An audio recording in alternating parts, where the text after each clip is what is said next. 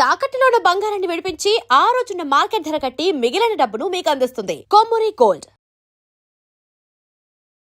నమస్కారం గురువు గారు. ఆశీర్వచనం. సుందరకాండ పారాయణం. సుందరకాండ పారాయణంలో ప్రతి సమస్యకి సొల్యూషన్ దొరుకుతుందని చెప్పి చెప్తూ ఉంటారు. ముఖ్యంగా ఒక్కొక్క స్వర్గ ఒక్కొక్క ఫలితాన్ని ఇస్తుందని కూడా చెప్తూ ఉంటారు.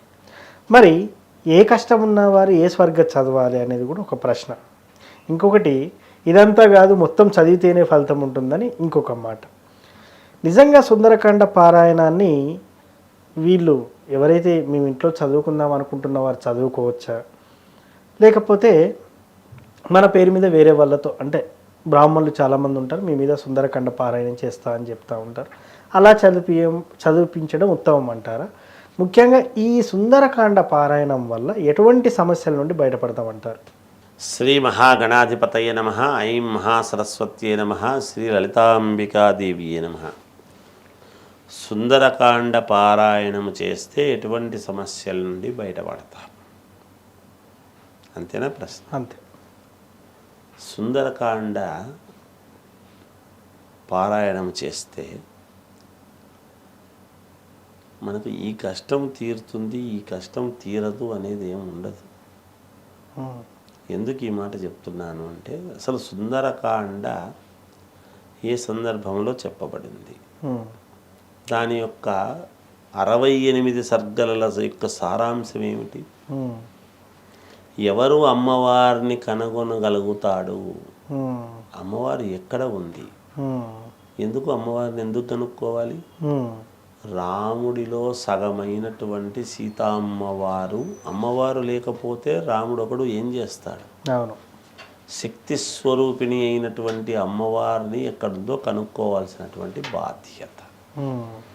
అందుకనే మనం దేవాలయాలలో లైట్లలో కాకుండా దీపారాధన వెలుగుతో అమ్మవారిని ఒక హారతి ఇచ్చేటువంటి అర్చకుడు ఇదిగో అమ్మవారి ముఖవర్చస్సు, ఇదిగో వడ్డాణము, ఇదిగో పలానా అని చూపిస్తూ ఉంటాడు. అవును.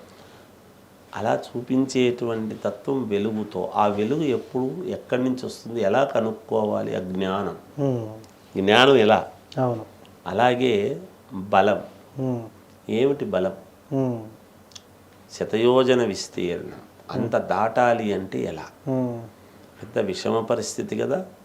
మధ్యలో అడ్డగించినటువంటివి ఏమేమి, ఎటువంటి రాక్షసులు అడ్డగించినారు, వాటిని దాటుకొని ఎలా వెళ్ళగలిగినారు, మన జీవిత నిత్యకృత్యములో మనము దాటేటువంటి సమస్యలు ఎన్ని, సప్త సముద్రాల లాంటి సమస్యలు మనకు లేవా? ఉన్నాయి కదా. అవును. మరి ఈ సమస్యలన్నీ దాటాలి అంటే, ఈ సమస్యలు దాటడానికి సుందరకాండలో ఏ ఒక్క సర్గ చదివితే సరిపోతుందా? లేదే. మొత్తం 68 సర్గలు పరిపూర్ణముగా తీసుకోవాల్సినటువంటివి. కాబట్టి మానవ జీవితంలో ఈ కష్టము తీరుతుంది సుందరకాండ వలన, ఈ కష్టము తీరదు అనేటువంటిది లేదు. ఏమైనా అన్ని రకాల కష్టాలు తీరటానికి సుందరకాండ పారాయణం. సుందరకాండ పారాయణం చేయటం వలన విడిపోయినటువంటి రామచంద్రమూర్తి సీతమ్మవారు కలవటమే కాదు, వివాహం కావాల్సినటువంటి వాళ్లకు వరుడు ఎక్కడున్నాడో వెతుక్కుంటూ వచ్చే అవకాశం ఉంది. ఓహోహో, సూపర్.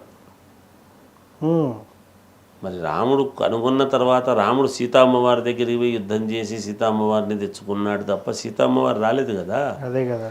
అలాగే వరుడు సుందరకాండ పారాయణము ఇంట్లో గనక చదివించినారు, బ్రాహ్మణోత్తముని పెట్టి చదివిస్తూ సర్గకు తీర్థమిస్తారు హారతిచ్చి.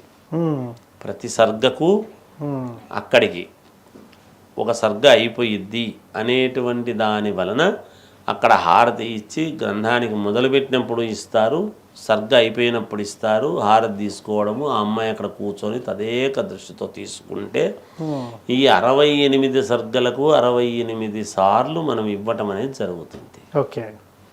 ఈ ఎప్పుడైతే ఇది జరుగుతుందో ఖచ్చితముగా వరుడు ఎతుక్కుంటూ వస్తాడు. మనం నవగ్రహాలకు వెళ్ళి నేను సూర్యుడిని మాత్రమే నమస్కారం చేస్తా, శనేశ్వరుని మాత్రమే చేసుకుంటా అంటే కుదరదు. ఒకే పాణమట్టంలో ఉండేటువంటి గ్రహాలు కాబట్టి అందరికీ చేయాల్సిందే. 68 సర్గల్లో నేను ఒక సర్గ చదువుకుంటే చాలే అంటే కాదు. లలితా సహస్రనామ పారాయణంలో ఒక్కొక్కటి ఒక్కొక్క దానికి ఉండవచ్చును, కానీ నేను ఇది మాత్రమే చేస్తాను అంటే ముందు వెనకలు పూర్వాపరాలు అవును. అవి వాటి వల్లనే ఇది యోగింపబడుతుంది ఎస్. ఎప్పుడు కూడా. అవును.